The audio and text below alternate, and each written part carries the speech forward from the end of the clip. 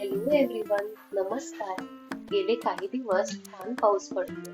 तुमचं सुद्धा काहीतरी चटपटीत खायचं मन होत असेल तर चला बनवूया.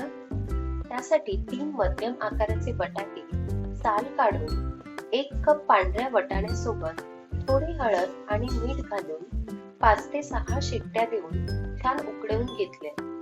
तोपर्यंत एकीकडे मिक्सरमध्ये पुदिना, कोथिंबीर, अद्रक, हिरव्या मिरच्या, मीठ आणि जिरेपूड घालून हिरवी चटणी तयार करून घेतली. त्यात थोडासा लिंबू पिळायचा. थंड पाण्यामध्ये ही चटणी घालून त्यात जिरेपूड, धनेपूड, पाणीपुरी मसाला, चवीपुरतं मीठ, 1-2 लिंबाचा रस, चाट मसाला आणि आमचूर पावडर घालून छान मिक्स करून घ्यायचं. यामध्ये वरून लिंबाचे काप आणि खारी बुंदी घातली की आपलं पाणी तयार आहे.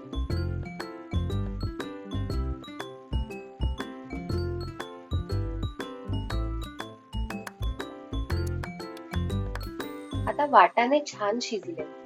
त्यात छान मॅश करून घ्यायचे आणि जिरेपूड, चाट मसाला, सैंधव मीठ घालून मिक्स करून घ्यायचं. गरम गरम रगडा आणि थंड पाणी पुरीमध्ये भरून खायला तयार आहे आपली चटपटीत पाणीपुरी, तीही घरच्या घरी.